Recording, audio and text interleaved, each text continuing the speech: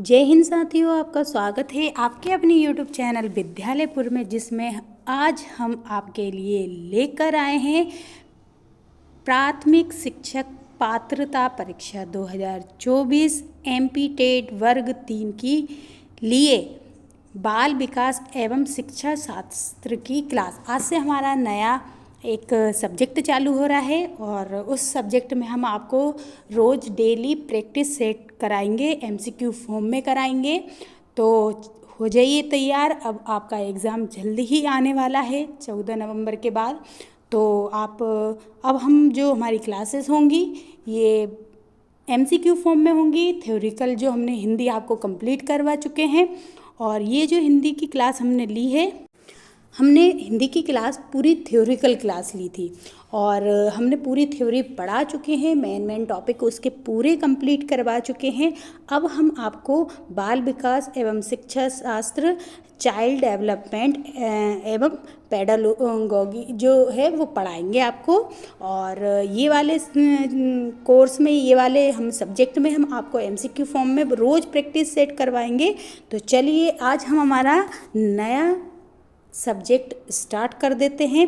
जैसे आपने हिंदी को, पर्यावरण को प्यार दिया था, उसी इस सब्जेक्ट को भी आप बहुत प्यार देंगे। इस क्लास को भी बहुत ज़्यादा अपना सपोर्ट करेंगे, ज़्यादा से ज़्यादा शेयर करेंगे क्लास को, और क्लास को लाइक ज़रूर करें जाते समय। और अभी तक अगर कोई मैम सर आप हमसे जुड़े हुए हैं, अभी तक आपने हमारे चैनल को सब्सक्राइब नहीं कर रखा है, तो पहले चैनल को सब्सक्राइब कर लीजिए, ताकि हमारी जो रोज़ की क्लासेस आती हैं वो आपको रेगुलर उनका नोटिफिकेशन मिल सके। इसलिए आप हमारे चैनल को सब्सक्राइब कर लीजिए। और ये जो हमारा आज का प्रैक्टिस सेट है, हमारा पहला प्रैक्टिस सेट है और रोज़ डेली होंगे। तो चलिए आप आज से स्टार्ट कर देते हैं और पहला प्रैक्टिस सेट लगाते हैं। और आपने अभी तक इसकी थ्योरी पढ़ रखी है, तो आप बहुत ध्यान से इसके क्वेश्चंस लगाइए और फिर देखिए कि आपको कितने क्वेश्चंस बन रहे हैं और किस जगह आपको ज़्यादा दिक्कत जा रही है, तो आप उसको फिर से रिवीज़न कर सकें। तो चलिए अब हम हमारा स्टार्ट कर देते हैं बिना कोई देरी किए।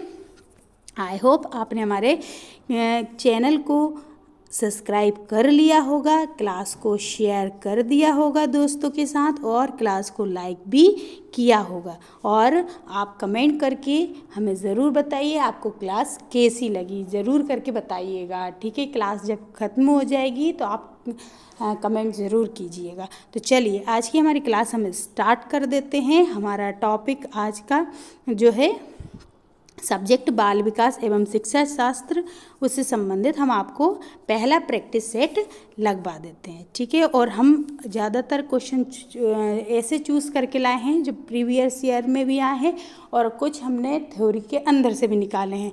तो आपके एग्ज़ाम में आने की बहुत ज़्यादा संभावनाएं हैं इन क्वेश्चंस की। तो आप ज़रूर क्लास को पूरा देखिएगा और पूरे क्वेश्चंस को सॉल्व करने की कोशिश कीजिएगा। चलिए अब हमारी क्लास हम स्टार्ट कर देते हैं।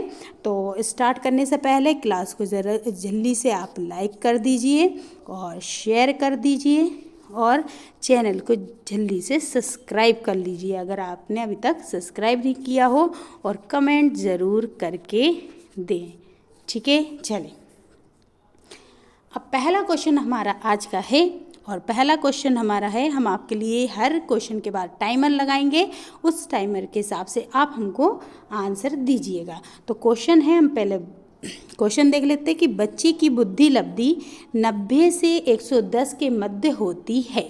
बुद्धि लब्धि कितनी होती है उसकी? 90 से लेके 110 तक होती है एक बच्चे की। और इसमें मतलब कि इस वाली बुद्धि को क्या कहते हैं? जो 90 से लेके 110 तक होती है वो कौन सी वाली होती है?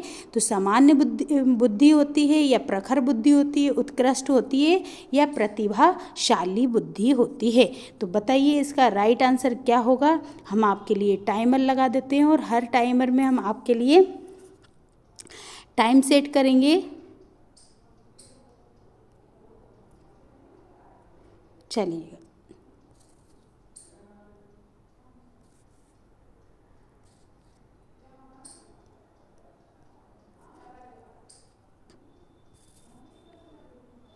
1 सेकेंड रुकिएगा। हाँ, चलिए आपके पास 20 सेकंड का टाइम है, आप इसका आंसर दे सकते हैं कि बच्चे की बुद्धि लब्धि 90 से लेके 110 के मध्य होती है और ये बुद्धि लब्धि किस प्रकार की कहलाती है। मतलब इस पर 90 से लेके और 110 तक की अगर बुद्धि लब्धि है तो वो उस टाइप का बच्चा कैसा कहलाएगा, सामान्य बुद्धि वाला, प्रखर बुद्धि वाला, उत्कृष्ट बुद्धि वाला या प्रतिभाशाली। तो चलिए आपका टाइम समाप्त हो गया है। आई होप आपने इसका आंसर सही लगा दिया होगा और इसका राइट आंसर क्या हो जाएगा, तो इसका राइट आंसर हो जाएगा सामान्य बुद्धि वाला। कौन सा आएगा इसका राइट आंसर, सामान्य बुद्धि वाला आ जाता है। ठीक है, तो बच्चे की बुद्धि लब्धि अगर 90 से लेके और 110 तक है तो इस ऐसे बच्चों को क्या बोलते हैं, सामान्य बुद्धि वाला बच्चा बोलते हैं। ठीक है, नेक्स्ट क्वेश्चन देख लेते हैं। तो नेक्स्ट क्वेश्चन हमारा है, बच्चे के लिए निःशुल्क एवं अनिवार्य शिक्षा का अधिकार। कौन सा, निःशुल्क एवं अनिवार्य शिक्षा का अधिकार कितने वर्ष के बच्चों के लिए लागू किया गया है।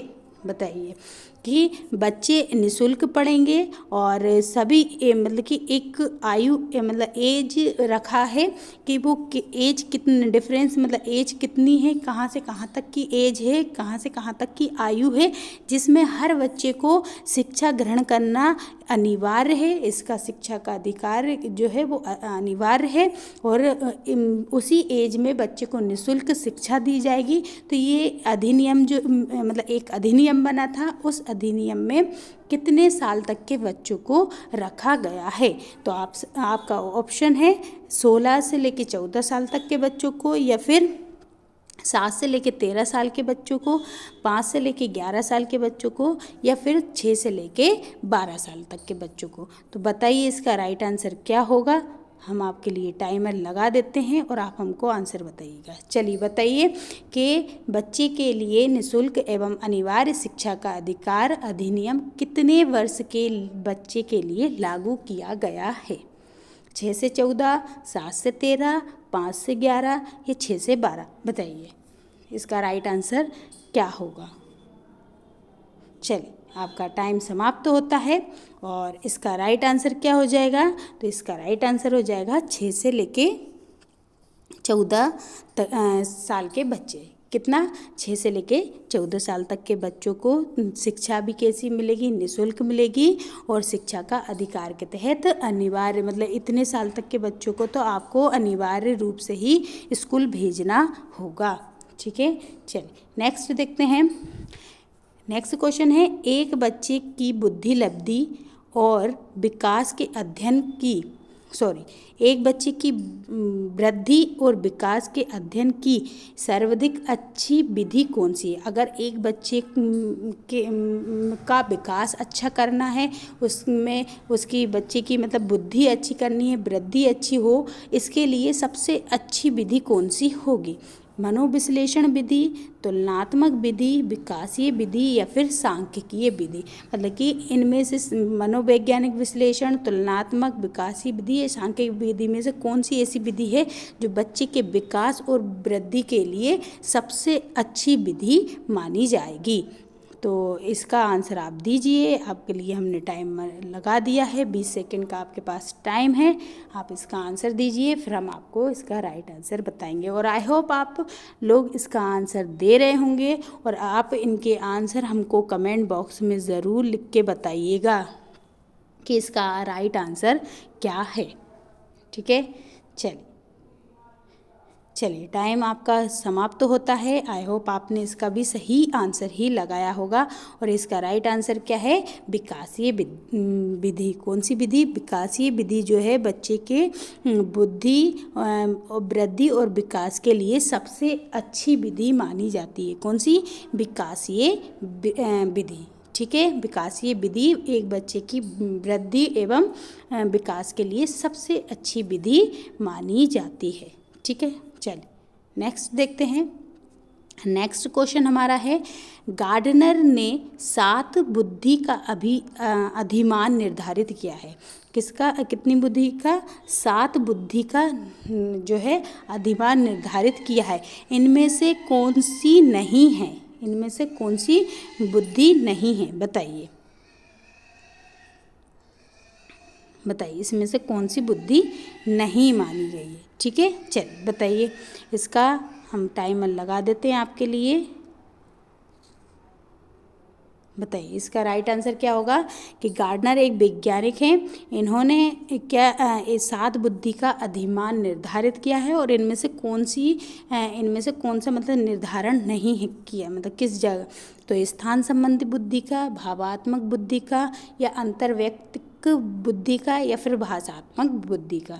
तो बताइए इनमें से किसका नहीं किया है। चलिए आपका टाइम समाप्त होता है। आई होप आपने इसका आंसर लगा दिया। तो इन्होंने भावात्मक बुद्धि का अधिमान नहीं निर्धारित किया है। ठीक है, क्योंकि भावनाएं होती, फीलिंग्स होती, किसी के कोई कुछ फील कर रहा है कोई, तो इसका हम पता नहीं लगा सकते हैं। जबकि और जैसे भाषा का लगा सकते हैं, अंतर्व्यक्तित्व बुद्धि का लगा सकते हैं, स्थानीय, तो वो जो 7 बुद्धियाँ मतलब 7 बुद्धि के अधिमान किए हैं, जिसमें से 3 तो यही हैं, भाषात्मक बुद्धि, अंतर्व्यक्तित्व बुद्धि, स्थान संबंधी बुद्धि, लेकिन भावात्मक बुद्धि इसका आंसर नहीं हुआ। ठीक है, भावात्मक बुद्धि का अधिमान निर्धारित नहीं किया था किसने, गार्डनर ने। ठीक है, चलिए नेक्स्ट क्वेश्चन हमारा देख लेते हैं हम।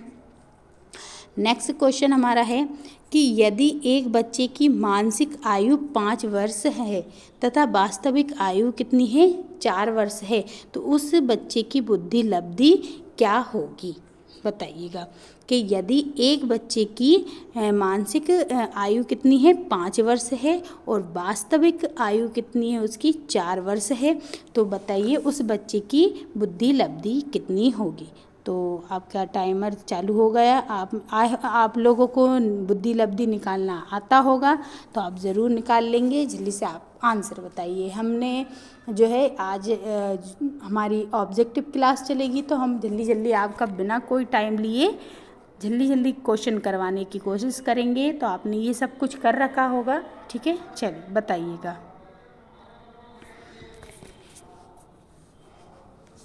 चलिए आपका टाइम समाप्त होता है। ठीक है, तो बताइए कितना आपका आंसर आपने निकाला होगा, कितना आया होगा। तो इसका राइट आंसर क्या हो जाएगा, तो इसका राइट आंसर है 125। क्या आ जाएगा इसका राइट आंसर, 125। यदि एक बच्चे की मानसिक आयु कितनी हो रही है, 5 वर्ष हो रही है, और वास्तविक आयु कितनी है उसकी, तो 4 वर्ष है, तो उसकी बुद्धि लब्धि कितनी हो जाएगी, 125। आप निकाल लीजिएगा, इसका आंसर कितना आएगा, 125 आएगा। ठीक है, चलिए नेक्स्ट क्वेश्चन देखते हैं कि मनोविज्ञान शिक्षा का आधारभूत विज्ञान है, ये किसने कहा था, है ना। ये देखिए, ये आएंगे आपके में, आप इसको भी देखिएगा ध्यान से कि है ना ये क्या क्या बोल रहे हैं, क्योंकि ये जो है कोई साइंटिस्ट ने बोले हैं, तो इस टाइप के क्वेश्चन भी वहाँ पर बनेंगे। ठीक, तो मनोविज्ञान शिक्षा का आधारभूत विज्ञान है। कौन सा वाला विज्ञान, मनोविज्ञान जो है शिक्षा का आधारभूत विज्ञान है। ये किसने कहा था, है ना, किसने कहा, B.N. झा ने कहा था, या फिर स्कीनर ने कहा था, या डेविस ने कहा था, या वुडवर्थ ने कहा था। बताइए, आपने इसकी थ्योरी पढ़ी होगी तो आपको इसका आंसर ज़रूर आता होगा, और जिसने थ्योरी नहीं पढ़ी है तो उनको इन क्वेश्चन को बहुत ध्यान से करें, क्योंकि हमने ये जो क्वेश्चंस बनाए हैं वो थ्योरी के अंदर से भी बनाए हैं। तो आप अगर आपने अभी तक थ्योरी नहीं पढ़ी है तो इन क्वेश्चंस को बहुत ध्यान से देखिएगा, एनालाइज कीजिएगा। ठीक है, चलिए बताइए, मनोविज्ञान शिक्षा का आधारभूत विज्ञान है, ये किसने कहा था, B.N. झा, स्कीनर, डेविस, या वुडवर्थ। चलिए आपका टाइम भी समाप्त होता है। जिसने इसकी थ्योरी पढ़ी होगी, आई होप उसने तो इसका आंसर सही लगाया होगा, और जिसने नहीं पढ़ी तो हम बता दें ये किसने कहा था। तो जो मनोवैज्ञानिक हैं स्कीनर, उन्होंने बोला कि मनोविज्ञान जो है वो शिक्षा का आधारभूत विज्ञान है। ठीक है, मनोविज्ञान क्या है, शिक्षा का आधारभूत विज्ञान है। ठीक है, नेक्स्ट क्वेश्चन देख लेते हैं। नेक्स्ट क्वेश्चन हमारा है कि हिंदी अक्षरों को बालक किस आयु में पहचानने लगते हैं। जो हिंदी के अक्षर हैं हमारी 12 खड़ी हैं, हमारे जो अनार जो है अनाराम जो है वो कितनी आयु में पहचानने लगते हैं, 3 वर्ष में, 4 वर्ष में, 5 में, या फिर 6 में। तो बताइए इसका राइट आंसर क्या होगा। ये तो बहुत ज़्यादा इजी क्वेश्चन है, बताइएगा कि हिंदी के अक्षर को बालक किस आयु में पहचानने लगते हैं। ये तो जो आप बाल विकास का पहला चैप्टर जब पढ़ते हैं तो उन्हीं में आ जाते हैं ये वाले आंसर। तो बताइएगा इसका राइट आंसर क्या होगा।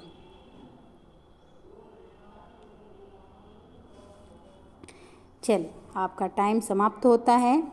आई होप आपने इसका आंसर लगा दिया होगा। और इसका राइट आंसर क्या हो जाएगा, तो इसका राइट आंसर है 5 साल। जो 5 साल के बच्चे होते हैं वो बहुत आराम से 5 साल तक आते आते छोटा बच्चा जो है वो हिंदी के अक्षरों को पहचानने लगता है। तो 5 साल में बच्चा आराम से हिंदी के अक्षर क्या करेगा, पहचानने लग जाएगा। ठीक है, चलिए नेक्स्ट देख लेते हैं। नेक्स्ट हमारा क्वेश्चन है एलेकिया। एलेकिया क्या है? एलेकिया किसको बोलते हैं ना? पढ़ने की अक्षमता को, लिखने की अक्षमता को, या सीखने की अक्षमता को, या सुनने की अक्षमता, है ना। अगर कोई व्यक्ति पढ़ नहीं पाता उसको एलेकिया कहते हैं, लिख नहीं पाता उसको बोलते हैं, या फिर जो सीखने किसी चीज़ को जल्दी नहीं सीख पाता उसको एलेकिया कहते हैं, या फिर कोई व्यक्ति सुन नहीं पाता उसको एलेकिया कहते हैं। तो बताइए इनमें से इसका राइट आंसर क्या होगा। चलिए आपके पास 20 सेकेंड्स हैं, जल्दी से इसका आंसर लगा दीजिएगा। बताइए इसका राइट आंसर क्या होगा। एलेकिया क्या है? पढ़ने की अक्षमता, लिखने की अक्षमता, सीखने की अक्षमता, या फिर सुनने की अक्षमता। तो ये आप जल्दी से इसका आंसर बताइएगा। इसका आंसर क्या होगा? एलेकिया क्या है? चलिए आपका टाइम समाप्त होता है। आई होप आपने इसका आंसर दिया होगा। और एलेकिया क्या है? पढ़ने की, मतलब जो बच्चा सही से पढ़ नहीं पाता है तो उसको क्या बोला जाता है, मतलब इस टाइप की जो प्रॉब्लम होती है उसको इंग्लिश में हम कहते हैं एलेकिया। मतलब कि जिसमें बच्चे को पढ़ने में, जैसे एक प्रकार से कहेंगे कि शब्दों को अलग अलग पढ़ लेगा लेकिन मिला के नहीं पढ़ पाएगा, अटक के पढ़ेगा, या फिर बड़ा शब्द है उसको सही से नहीं पढ़ पाएगा, या फिर है ना शब्द अलग अलग तो सही बोल रहा है लेकिन जब वो मिला के पढ़ेगा तो वो उस जो अक्षर को उसने पढ़ा था, उस वर्ण को जिस पढ़ा था उसका मतलब कि उसका साउंड दूसरा निकालेगा, दूसरी ध्वनि वाला वर्ण पढ़ेगा। तो ऐसी प्रॉब्लम जो होती है वो क्या होती है? एलेकिया कहलाती है। तो पढ़ने की जो जिस बच्चे में पढ़ने की अक्षमता होती है तो उसको हम बोल सकते हैं क्या प्रॉब्लम है, तो एलेकिया की प्रॉब्लम होती है। ठीक है, तो वो ध्यान से उसको पढ़ नहीं पाता है। ठीक, चलिए नेक्स्ट क्वेश्चन देखते हैं कि नेक्स्ट क्वेश्चन हमारा है पियाजे की औपचारिक संक्रियात्मक अवस्था किस आयु अवधि तक मानी जाती है। जो पियाजे मतलब एक वैज्ञानिक है पियाजे, उन्होंने बोला है कि औपचारिक संक्रियात्मक अवस्था, जो औपचारिक संक्रियात्मक अवस्था है वो किस आयु की अवधि तक मानी जाती है, मतलब कि किस आयु तक हम उसको बोल सकते हैं कि ये इसकी औपचारिक संक्रियात्मक अवस्था है।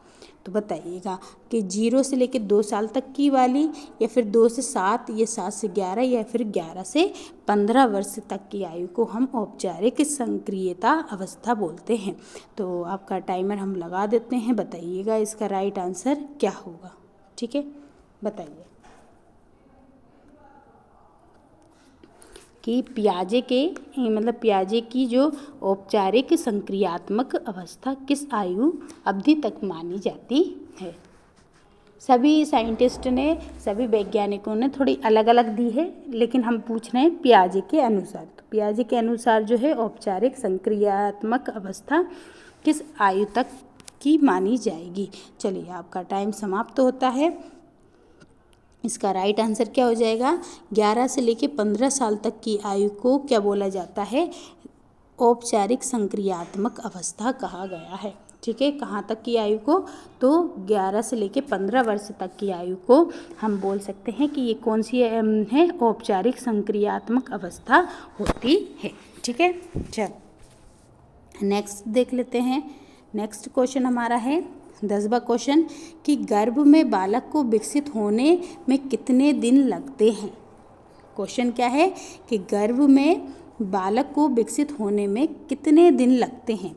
150 दिन, 280 दिन, 390 दिन, या 460 दिन। तो बताइएगा गर्भ में बालक को विकसित होने में कितने दिन लगते हैं, बताइए। चलिए हम टाइमर लगा देते हैं, आप इसका आंसर दीजिएगा। चलिए बताइएगा कितने दिन लगते हैं गर्भ में बालक को विकसित होने में। विकसित मतलब उसके हाथ पैर वगैरह बनने में कितना टाइम लगता है। और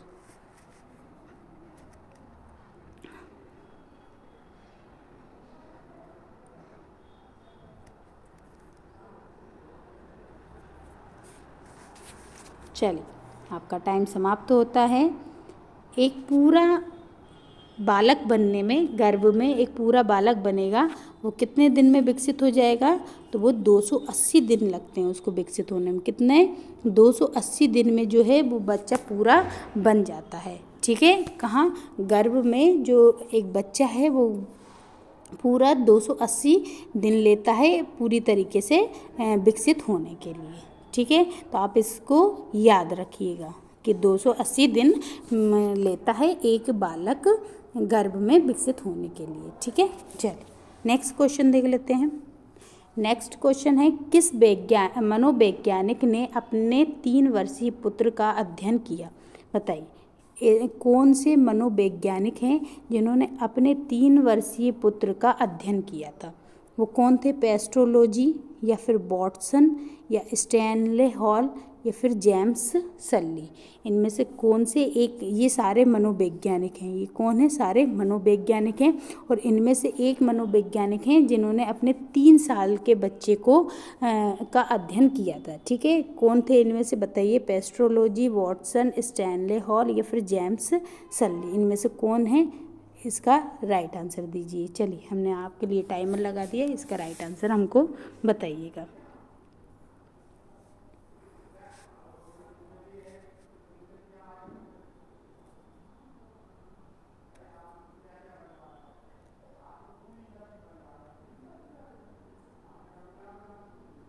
चलिए बताइए।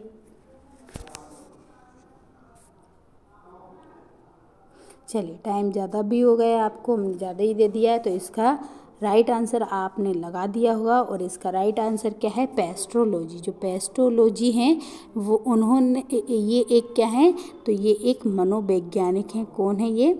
मनोवैज्ञानिक हैं। और इन्होंने अपने 3 साल के पुत्र, मतलब 3 वर्षीय पुत्र की पर क्या किया है? ये एक मनोवैज्ञानिक है और इन्होंने अपने 3 वर्षीय पुत्र पर अध्ययन किया था। इनके जो 3 वर्षीय पुत्र था उस पर अध्ययन किया है इन्होंने। किसने?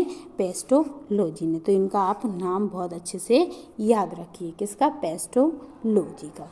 ठीक है, चल। और अभी तक अगर आपने चैनल को सब्सक्राइब नहीं कर रखा है तो जल्दी से आप पहले चैनल को सब्सक्राइब कर लें, क्लास को लाइक ज़रूर करें। ठीक है, और क्लास को शेयर भी कर दीजिएगा। ठीक है, आप लोग शेयर कर देते हैं, बहुत अच्छे।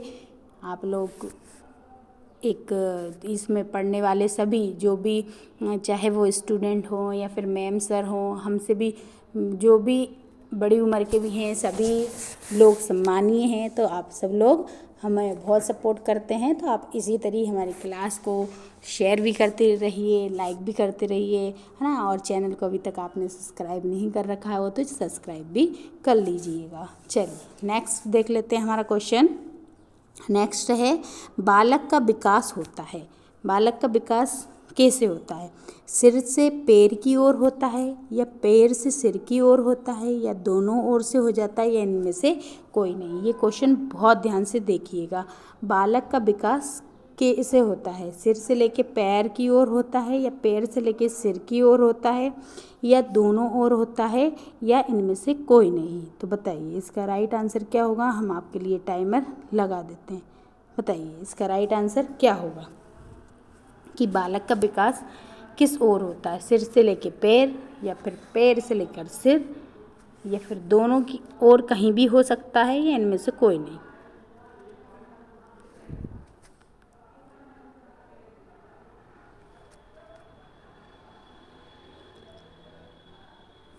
चलो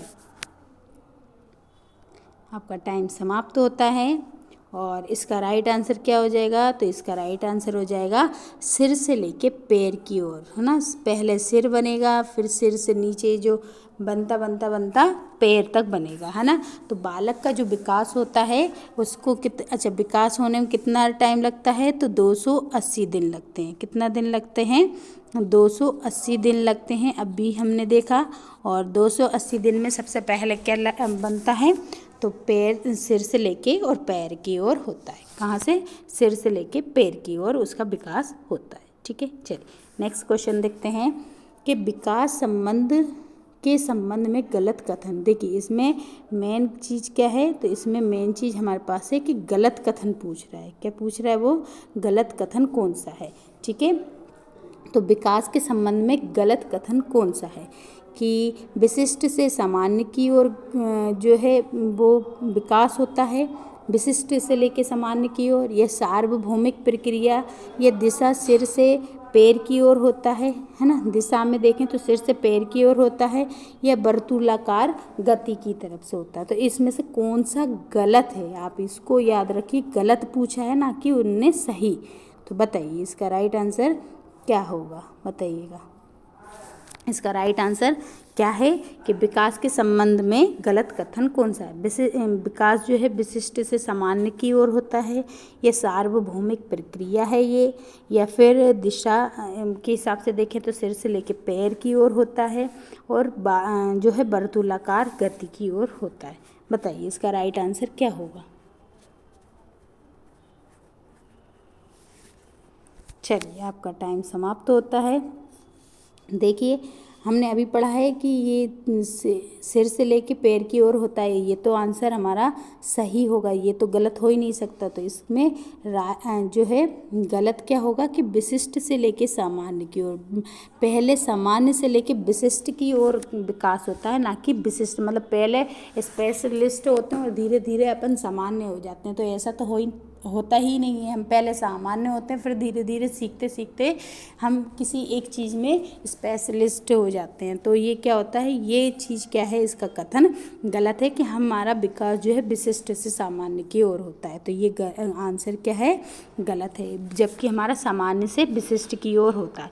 बाकी ये सारे कथन क्या हैं? सही हैं। मतलब हमारी गति जो है वर्तुलाकार होती है, सिर से पैर की ओर विकसित होते हैं, और सार्वभौमिक हमारा जो शरीर का विकास होता है वो सार्वभौमिक होता है। हम हर जगह से बढ़ते हैं, ऐसा नहीं रहता हमारा आज हाथ बड़ा है कल पैर बढ़ेगा, या फिर ऐसा कुछ नहीं होता। हम सार्वभौमिक मतलब हमारे हाथ पैर मुंह नाक ये जो है सारा एक साथ ही क्या होता है? विकसित होता है, विकास होता है इन सभी का एक साथ। ठीक है, चलिए नेक्स्ट क्वेश्चन देखते हैं। गर्भधान काल की अवस्था नहीं है। देखिए इसमें से गर्भधान काल की इनमें से कौन सी अवस्था जो नहीं है, मतलब कि इनमें से कौन सी अवस्था ऐसी नहीं है जो कि गर्भधान काल से संबंधित है ना। तो कौन सी नहीं है? शेषावस्था, या डिम्ब अवस्था, या बीजकरण अवस्था, या फिर भ्रूण अवस्था। तो बताइए इसका में से क्या राइट आंसर होगा कि इनमें से कौन सी अवस्था जो है वो गर्भधान काल से संबंधित नहीं है? बताइए इनमें से कौन सी अवस्था जो है गर्भधान काल अवस्था नहीं है? बताइए शेषावस्था, डिम्ब अवस्था, बीजकरण अवस्था, या भ्रूण अवस्था? बताइएगा।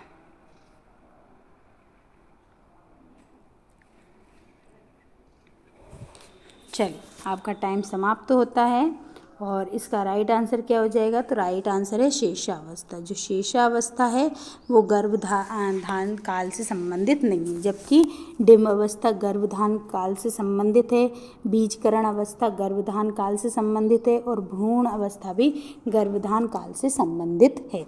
लेकिन शेषावस्था जो है वो गर्भधारण काल से धान काल से संबंधित नहीं है। ठीक है, चलिए नेक्स्ट क्वेश्चन देख लेते हैं। नेक्स्ट क्वेश्चन है, मानव जीवन की मनोभौतिक एकता कहलाती है क्या? मानव जीवन की मनोभौतिक एकता क्या कहलाती है?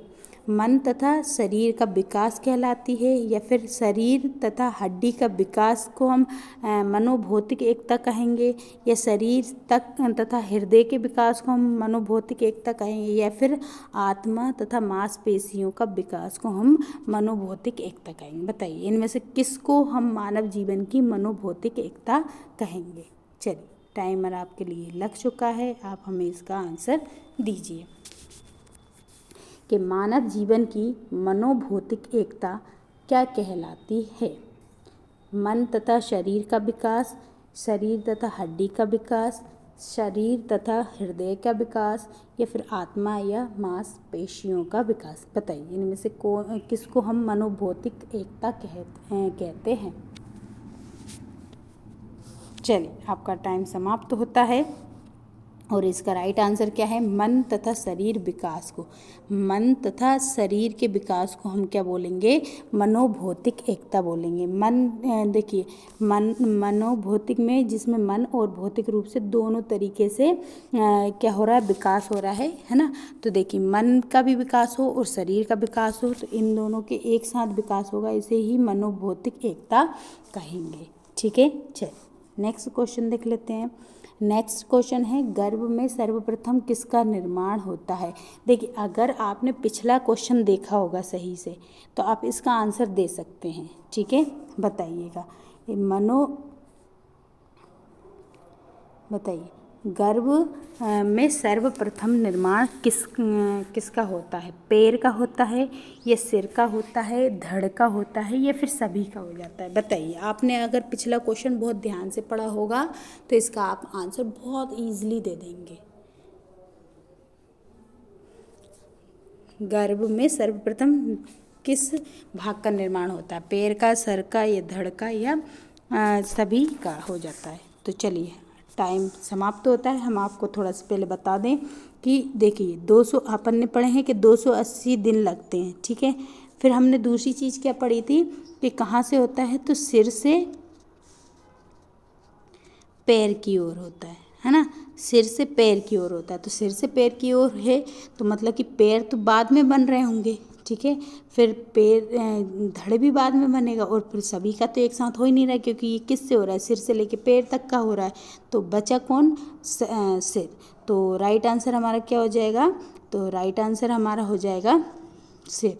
क्या हो जाएगा, राइट आंसर हमारा सिर हो जाएगा। ठीक है, तो सिर का सबसे पहले जो है सिर का ही क्या होता है, निर्माण होता है। ठीक है, फिर सिर के बाद धड़ का होगा, फिर धड़ के बाद हमारे पैरों का निर्माण होता है, और 280 दिन हमारे विकास होने में लगता है। ठीक है, चलिए नेक्स्ट देखते हैं। जन्म के समय शिशु की कितनी हड्डियां होती हैं। बताइए जन्म के समय शिशु की कितनी हड्डियां होती हैं, 206, 230, 270 या 320। इनमें से कितनी हड्डियां जो हैं जन्म के समय होती हैं। ठीक है, बताइएगा।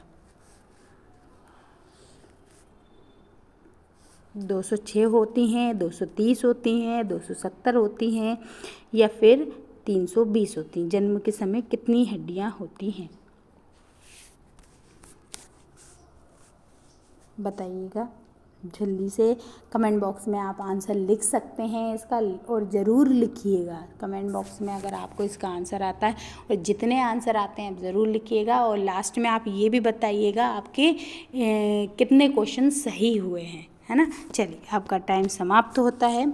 और जन्म के समय मतलब कि शिशु में कितनी हड्डियां होती हैं, तो जन्म के समय शिशु में 270 हड्डियां होती हैं ना।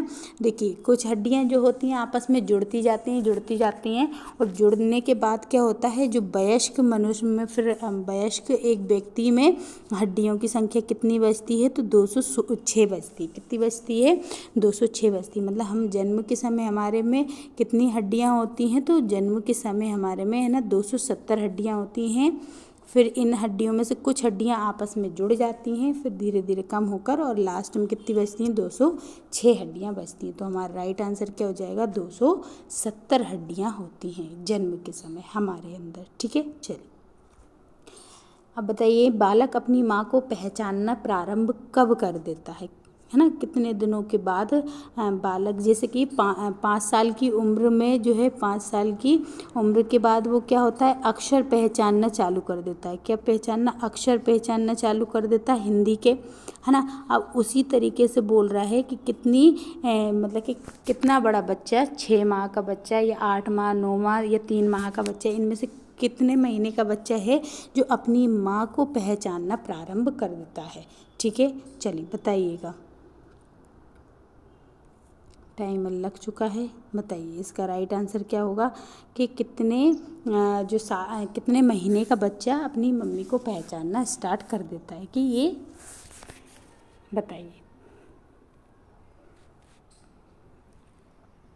सभी इसका आंसर कमेंट बॉक्स में ज़रूर लिख के बताएं कि बालक अपनी माँ को किस माह तक पहचानना स्टार्ट कर देता है। चलिए, आपका टाइम समाप्त होता है। आई होप आपने इसका आंसर सही लगा दिया होगा।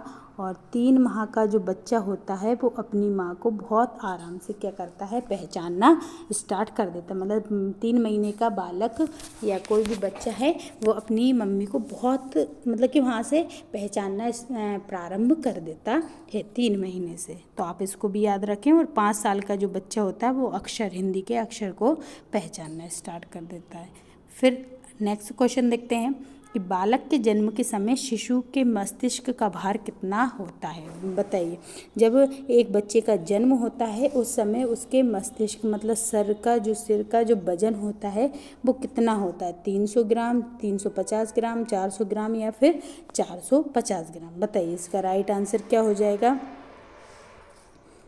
बताइए इसका राइट आंसर क्या होगा कि जब एक बालक का जन्म होगा, एक बच्चे का जन्म होगा, तो उस समय उसके मस्तिष्क का भार कितना होता है, 300 ग्राम, 350 ग्राम, 400 ग्राम या फिर 450 ग्राम। बताइएगा इसका राइट आंसर क्या होगा।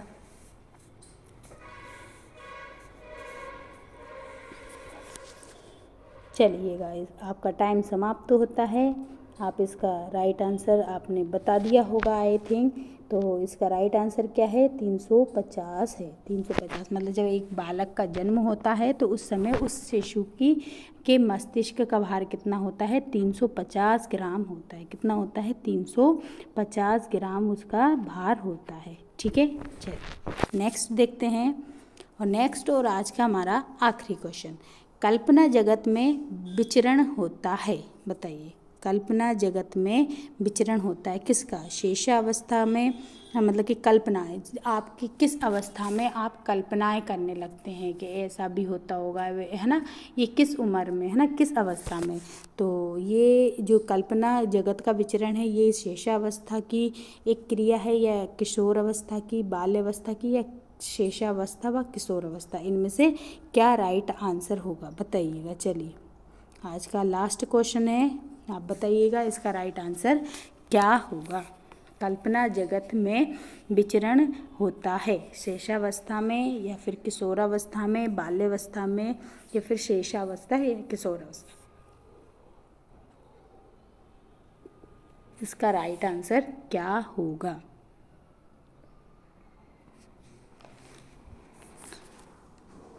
चलिए आपका टाइम समाप्त होता है और इसका राइट आंसर है शेषावस्था व किशोर अवस्था में। मतलब शेषावस्था और किशोर अवस्था में बालक क्या करने लगते हैं, कल्पनाएं करने लगते हैं। हमें जो किशोर अवस्था तक आते आते हमारे दिमाग में बहुत कुछ आने लगता है, फिर हम सोचने लगते हैं ये ऐसा हो रहा है तो ऐसा क्यों हो रहा है, क्यों नहीं हो रहा है ना, ये क्यों कर रहे हैं, वो क्यों हो रहा है, ये सारी चीज़ें जो हैं हमारे दिमाग में आने लगती हैं। तो वो एक कल्पना जगत में हम विचरण करना स्टार्ट कर देते हैं। कहाँ से, एक शेषावस्था और किशोरावस्था दोनों अवस्थाओं में करने लगते हैं। तो आज की हमारी जो नया विषय है बाल विकास एवं शिक्षा शास्त्र, उसकी पहली क्लास थी। पहले MCQ हमने 20 MCQs लगवाए हैं और हम आपको लास्ट तक इसके MCQ लगवाएंगे रोज़ डेली। तो आज की हमारी क्लास कैसी लगी आप ज़रूर बताइएगा। आज के क्वेश्चन हमारे कैसे लगे ज़रूर बताइएगा। चैनल को सब्सक्राइब कर लीजिएगा अगर नहीं किया है तो जाते समय क्लास को लाइक करके जाइएगा, क्लास को शेयर ज़रूर कीजिएगा और जाते जाते कमेंट बॉक्स में लिख कर बताइएगा कि आपको हमारे क्वेश्चंस कैसे लगे हैं और ये जो नया हम विषय अब टॉपिक पढ़ाने लगे हैं वो टॉपिक आपको कितना आता है और आपने आज के क्वेश्चन को कितने आसानी से सॉल्व किया था। तो आप ज़रूर हमको कमेंट बॉक्स में लिख के बताइएगा। कल फिर मिलते हैं अगले क्वेश्चंस के साथ, तब तक के लिए सभी को जय हिंद साथियों।